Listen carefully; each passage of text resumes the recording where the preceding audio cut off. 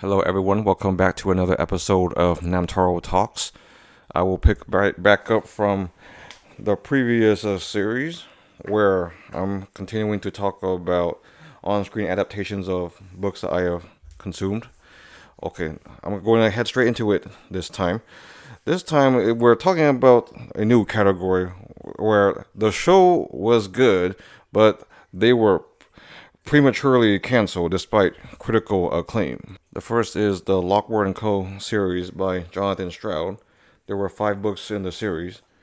Once again, it's one of the series that I just stuck with it because the premise was interesting and I liked his previous series, the Bartimaeus Trilogy.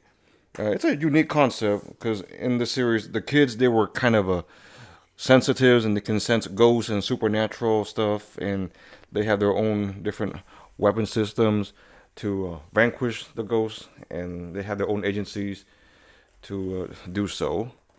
However, and the TV show on Netflix was relatively faithful to the book. Yeah, you got Lockwood and Lucy and George going into graveyards and whatnot. Though unfortunately, the show was only 8 episodes and adapted only 2 of the books, and there were 5 books total, and it had acclaim, but apparently it didn't reach the some kind of unreasonable metrics for Netflix, so it was canceled. Same goes for the Shadow and Bone series by Lee Bardugo. Though the first 3 books were from the Shadow and Bone series, and then there was 2 quote-unquote sequel books with some overlaps in the universe, but called the Six of Crows. Though the show did tie both of those books and series together, and I like the premise of it. And two I guess universes or timelines. Okay, that's not the best way to describe it. It's all in one world, but it's like 2 different things going on at the same time. But the characters from both of the series, they eventually got together and met up and teamed up, in that world with Kaz and Alina and Mao and Nina and Matthias and all that. And though the Shadow and Bone series was mainly first person, the Six of Crows series was, well, it jumped between 6 different characters and it laid down the background for all of them pretty well. And it showed their interactions and relationships with one another and how they kind of formed a motley crew, Ocean's 11 heist style kind of series.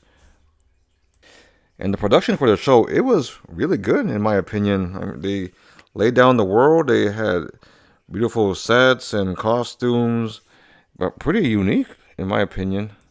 But, well, at least that one got 2 seasons before it was canceled, because they covered more of the Shadow and Bone series more. They did not really get into the Six of Crows series afterwards as much, and it did leave on a big cliffhanger. The next category is the adaptation. It was whatever because the original work is what it is. I'll start out with Where the Crawdads Sing. Personally, I liked the book. It was kind of a murder mystery, like did she or did she not do it, and it really went into the background of the main character and what she had to deal with, but her, I guess, passion and integration with the nature and whatnot. But I heard that the movie itself, it was pretty boring, pretty generic, run of the mill.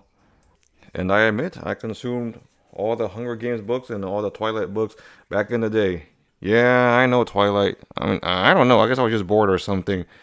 Well, I watched the first 2 Hunger Games movies, but I didn't really feel inclined to watch the third one. Because honestly, the Hunger Games, they got progressively kind of bad and confusing as the series went on. And Twilight, oh my god. It was like kind of fun to make fun of it back in the day. I think the only movie I only watched was New Moon, the second one, where I forgot who fought who. Either I think there was a whole bunch of new vampires, like young ones that were being made, and the original vampires, like Edward's family and Jacob with the werewolves. They all have to team up and fight the new vampires and kill a whole bunch of them and whatnot. But yeah, the Hunger Games, and it was a unique concept at the time. Personally, I liked it. I was drawn to it. I thought the first book was great. I even saw the first movie twice, though the director, she had a lot of shaky cam and a lot of cut shots from it flashes between very fast. You know what I'm saying? Yeah, so I did not really appreciate that. But Twilight, oh my god, it got really ridiculous. Yeah, I had a friend. I think she waited in line to buy the fourth book. She read it, she hated it, she returned it like right away. I mean, I don't blame her. And of course, the fourth book was made into two movies following the Harry Potter trend. Though, I mean, like I say, if if the book was what it was, the movie would be what it was. And both series had the original authors involved and had put their creative input. But sometimes that's not always an improvement, you know? Like, it does because they get the stamp of approval doesn't mean that the adaptation will be good. The one small subcategory that's interesting was I did not read the book, but I watched all the movies, and that would be Willy Wonka. Yeah, so there's Charlie in the Chocolate Factory, the one with Gene Wilder, Willy Wonka in the Chocolate Factory with Johnny Depp, and the most recent Wonka with Timothy Chalamet. Honestly, I enjoyed all three movies, though the second one with Johnny Depp, that was really weird. But then again, it's a Tim Burton movie, so what'd you expect? And I mean, who doesn't like their original song, like Pure Imagination? I mean, I could read the book. It's like a short children's book by Roald Dahl. I could probably read it in, I don't know, maybe an hour or something, if I'm ever bored. But this next category, it's pretty hefty. It's the category of the book or original series, it deserved better, or at least a second chance in the future. The first one that I would list is the Prydain Chronicles by Lloyd Alexander. It was I guess, young adult fantasy series. I forgot what decade it was from, 60s or 70s. Well, I don't know how I came across the books. There were 5 of them, and it started with the Book of Three, and then it went to the Black Cauldron, and of course Disney adopted the Black Cauldron movie. But I heard that. Well, I tried watching the movie. I was bored after like the first 15 minutes of it, because I read all 5 of the books, and Disney tried to make it super lighthearted and try to simplify the story a lot, or try to cram, I think, the first 2 or 3 books together. And I think Disney was going through financial trouble at the time, and the movie also flopped, which did the series a great disservice because all 5 books, the world was pretty well established and developed. And unfortunately, all the characters were not the best represented in the movies either. It was just another generic Disney movie. Oh, you try to fight the villain at the end, blah, blah, blah, whatnot. A couple other books with lackluster adaptations. Some, I admit, I did not watch the adaptation, but I heard it was not very good or it wasn't very faithful. That includes Fahrenheit 451, Native Son, Brave New World, and The Giver. Yeah, Fahrenheit 451, I mean, the concept is cool. I mean, you're in a world where they frown upon books, they discourage reading books, they burn books. I mean, how do you butcher that, And Native Son, oh my god, I was so disappointed in the movie because the book is pretty much racially charged and a lot of tension back in the day, and not to mention some communist undertones. But the movie, it was like a modern adaptation. They only adapted the first half of the book. That's it. Yeah, they completely neglected the second half, which was the best part, where the guy, he went on trial, and there was like strong arguments on both sides for his, well, not really his innocence, but his, I guess, predicament or punishment and upbringing. The movie completely neglected all that. Like a spoiler alert, they just shoot him dead. That's it. Okay, the book was much deeper with much more themes, and I don't know, it made you feel, I read that book, I forgot 2 or 3 times, but I remember when it was an assigned reading, I went ahead and read ahead. I read like the further chapters ahead. That's how much I liked it. That's how hooked I was. Brave New World. Honestly, I'm like a bit of whatever about it. It wasn't my favorite. It was a bit confusing at first, but pretty much it's like a world where you pretty much get all your desires satisfied. It's like a very hedonistic world. But I think there was like a Peacock streaming series about it, but I didn't hear good reviews about it either. Same goes for The Giver. I did not watch The Giver movie, though.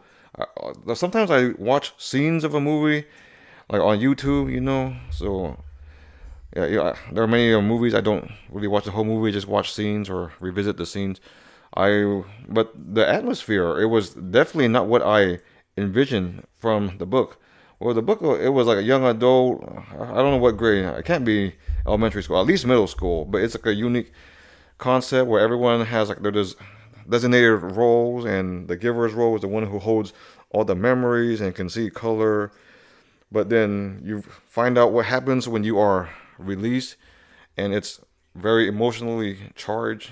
But I heard the movie doesn't really capture that at all. Yes, and I know right now there's a kind of a recurring theme, and it's like, okay, you read the book, but you didn't watch the movie or watch the show. How can you tell that it's not good or not? And I admit, it may not be the fairest judgment by that. For me, it depends on how much I like the original work that I would be curious enough to explore the adaptation of it, And I admit you're limited with your time. You're not gonna commit yourself to watching something that's negatively reviewed. The only reason to do that is maybe out of curiosity or with a really open mind. But I admit I'm not gonna watch the Fahrenheit 451 show or the Giver movie, or not inclined to, anyways. Oh yes, another one that comes to mind is the Ender's Game. Yeah, I like Ender's Game, like the book, of course, by Orson Scott Card. And of course, it had its own series, and there was like a parallel series of Ender's Shadow, or what happens on Earth while at the end of Ender's Game. But the Ender's Game movie, I didn't watch it, but I saw the trailer, I saw clips, I saw reviews. It looked boring. It did not capture the original Ender's Game at all. Like I say, an adaptation is not enough to just cast a character or follow the plot points of the story. You gotta establish the atmosphere and be faithful to the themes behind it too. And from what I've seen and heard, Ender's Game and The Giver, it did not really do so. And if you lack the insight or the magic of the original work, then why are you adapting? Is it just a cash grab? It probably is at that point, or you're just doing it just because you can, or because you're bored, or you're running out of ideas, or you can't come up with a own original series. I like original works. I like original movies and TV shows, but I also like adaptations too. Adaptations from a book, namely. But if it's an adaptation, then you gotta do your due diligence. You gotta pay respect to the original work. You don't have to follow it 100%, and you won't satisfy anyone all the way, whether it's new fans or people who consume the original work. But there has to be an honest effort. Well, the next couple of categories are a little bit lighter. Well, the first one is on my list of adaptations to check out, though I don't think I'm as inclined to consume them anytime soon, because honestly, it is just too much. Yeah, I like the book Kindred by, was it Octavia Butler? I think it was. Yes. Yeah, it's a really unique concept because it involves like sci-fi and time travel back to during the slavery days, and when you time travel back, you kind of see the progression of a little kid who grows up in that environment, but you see how the slaves were treated at the time, and pretty much the atmosphere of oppression and prejudice that they had to endure. And another racially charged series that I liked was Noughts and Crosses. I read the first book of it in high school, and I really enjoyed it. I was like, oh my god, this captures the emotion and the desperation and the motivations of all the characters, like why they feel this way or that way. I don't know why I'm inclined towards series that are quote unquote racially charged. I know there's a TV show that has been adapted for it, but unfortunately, it only adapts the first book. I don't know if it even adapts it fully, though the book itself, or the series itself, has 5 books, I think, 5 or 6. I forgot. Yeah, I remember I had to scour the internet in order to find all the books. Yeah, but Noughts and Crosses, good book, good series, worth checking out. I don't know, maybe I'll watch the show sometime. Another series I hear many good things about is Good Omens, which was originally a book by Neil Gaiman and Terry Pratchett. Yeah, the concept itself was pretty interesting. An angel and demon, they have to, I guess, deliver the spawn of Satan and watch him grow up and something like that. Yeah, that's the thing. The book itself, it was confusing, in my opinion. So that's another thing. That's a good thing about shows and movie adaptations and whatnot, because hopefully if I ever watch the show, it would clear up the story in the book a lot more for me. The Outsiders by S.E. Hilton. Now that was another book. I think I read that in middle school with Pony Boy and Dallas and Johnny and the Greasers and the Socias and whatnot. Personally, I thought it was a good book because it really captures brotherhood and trying to find your place as a teenager and how things are not always as they seem and how everyone has their own struggles. Honestly, I watched the movie once, but you know how it is in high school or middle school back then. Okay, back then as in I guess the mid 2000s, where the idea of watching a movie is like on a little TV at the corner of the room, and the audio is not very good and there is no subtitles. Yeah, so that was my impression of the movie back then. But I wouldn't watch the movie again because that's how much I like the book. And I heard a lot of praise and acclaim for the Pachinko TV show. I read the book, and it pretty much chronicles different Korean characters and Japanese characters over the course of history, like a World War I, eventually to World War II. Not really present times, but the book made it to I think the late 80s or early 90s. Yeah, so I would like to see how that's translated onto the screen. The next category are movies or for books I need to rewatch because I did not fully understand or appreciate it the first time. That would be 1984 and Animal Farm. How ironic that they're both George Orwell books. Yeah, 1984 is one of my favorite books because it captures the dreary environment of when the government controls everything, and when you find some kind of reprieve that they capture you and they try to brainwash you and they try to put things into a different perspective, and you put up different arguments, but they shut it down or they twist it this way or that way. And the movie itself, it was a bit older, and I don't know how much justice it did to the book. Funny enough, that's another one I did watch once, but like I say, it was watching a movie in school on with the system that we were given, and you can't really fully appreciate it like that. Same goes for Animal Farm, though I heard the Animal Farm movie wasn't very good. For some reason, we did watch that in class. All I remember, there was a scene of a severed pig's head, and one character was voiced by Patrick Stewart. That's it. But the themes of Animal Farm are unique because it's like you gotta take over the means of production, and the animals revolt, but then the pigs take over, and they try to impose rules and justify those rules, and eventually the pigs are no better than the humans. Well, bear with me a little bit. We have made it to the last category, which I call Ripe for Adaptation. Yeah, so these are books and series that I've consumed, and I really enjoyed it. I mean, you ever read something and you're like, I wish there was a movie or a TV show or a cartoon or an anime based on that. Yeah, to really get it to a wider audience so they can appreciate these worlds, these characters, these themes, the ideas behind these authors. Well, the following is that list. Well, definitely the Poppy War series by R.F. Kuang. So the some of the themes are pretty dark and heavy, and there's parallels with Chinese history. And another work by R.F. Kuang is Babel. Yeah, so it takes place in the I think Victorian times, fictional 1830s, where it uses the power of words on silver bars to power the world. Yeah, and of course the Bartimaeus trilogy by Jonathan Stroud with of course Bartimaeus and Nathaniel. You see Nathaniel grow up over the years and obtain magic, and Bartimaeus pops in and out and helps him and whatnot. And the Red Rising series by Pierce Brown. Oh wow, that is a heavy one. That is a good one. Yeah, of course it's the first book. It's kind of it was what I call Harry Potter's and Hunger Game kind of, but I heard that he wrote it like that, kind of as a Trojan horse for the publishing industry to get his first book published, and then after that it was successful. He got free reign to write however he wants.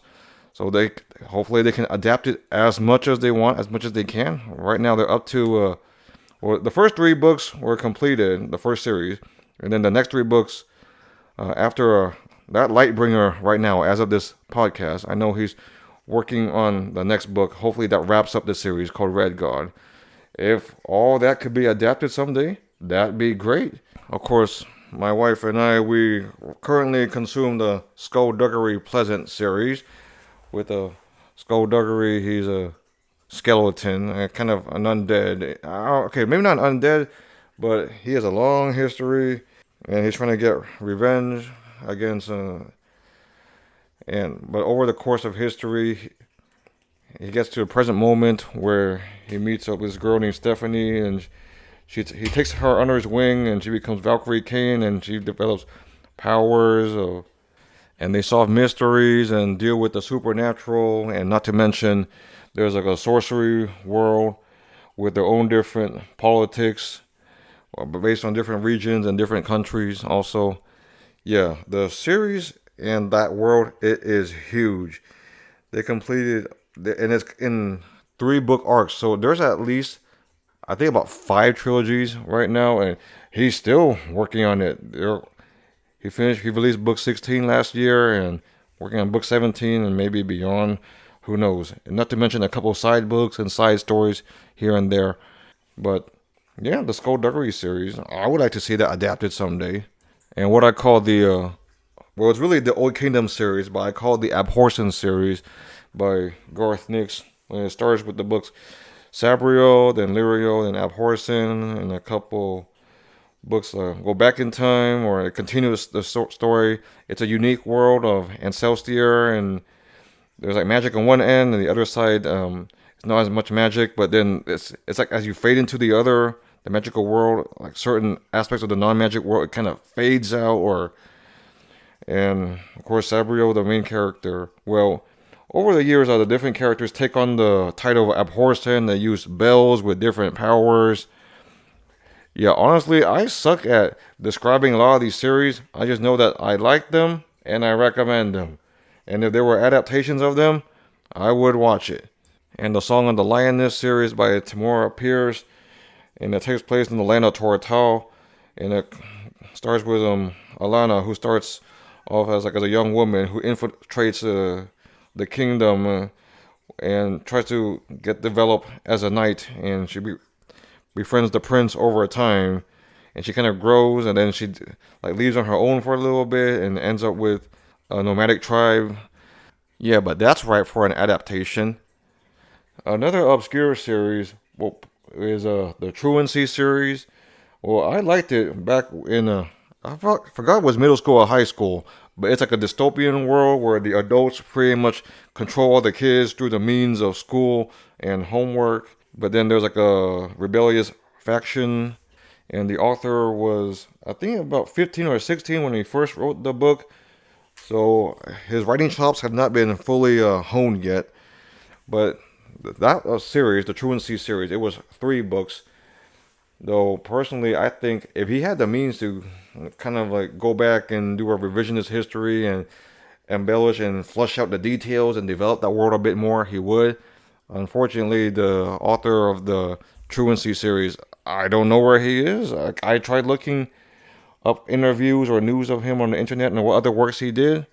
Like, not a peep. It may fall along the same dystopian trope, but it's kind of like, I don't know, like the kids being controlled, through discipline and oppression. Another series that I recently finished was The Shadow of the Tyrant King Trilogy by the author J.D. Matter, who also is known as the atheist YouTuber Dark Matter 2525. But he's a good storyteller, and I was really intrigued by the book as he fleshes out a world with realms of different elements and I guess mysteries behind the royalty and how the different characters they develop their powers and abilities more over time. Okay, I know that was a poor and generic description of the series. At first, it starts a bit lighthearted, and the main character he makes friends, and their friends they have different skills. Like this guy's a thief, this guy likes magic, this is a big brute with an axe, and they interact with like his classmates and like the girls at school. And then like these people from a different kingdom, they come and they have these demands and they get oppressed and he gets thrown in jail and he develops his, I'll call it painting abilities.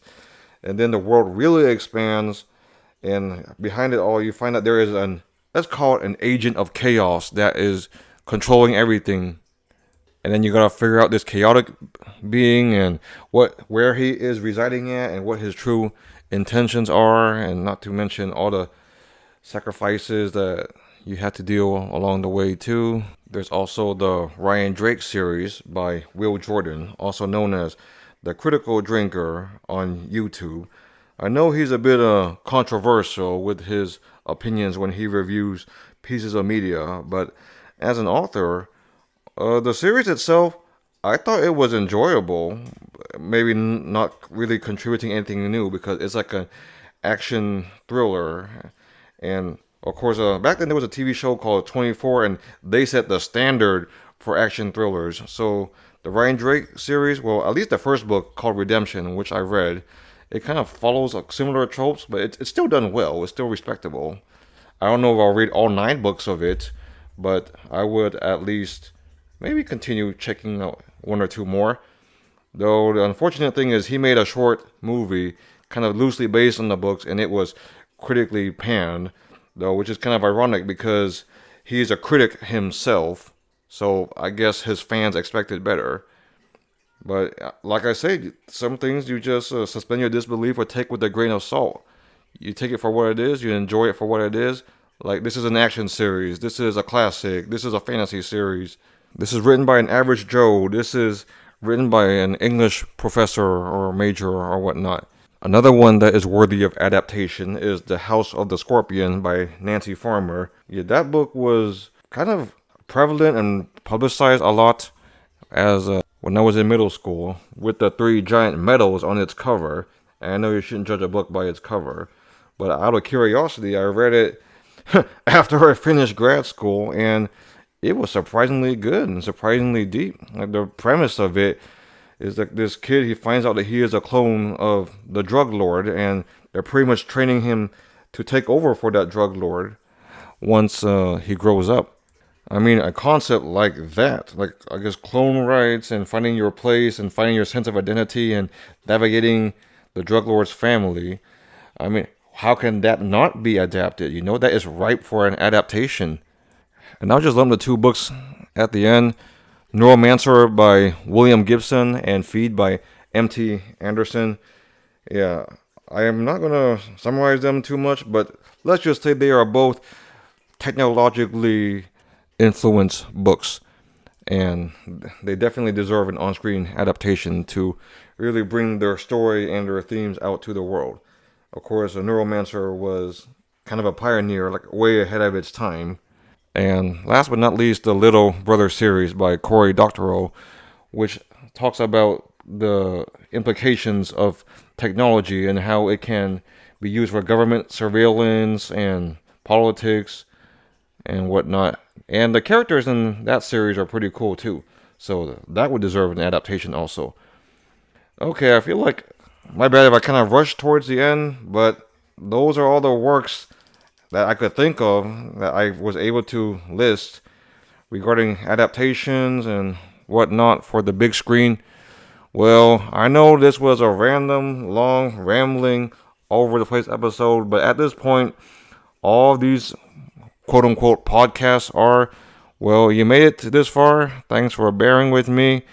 And I promise you, the next episode will not be about books being adapted to TVs or movies anymore. I'll be talking about a different topic. All right.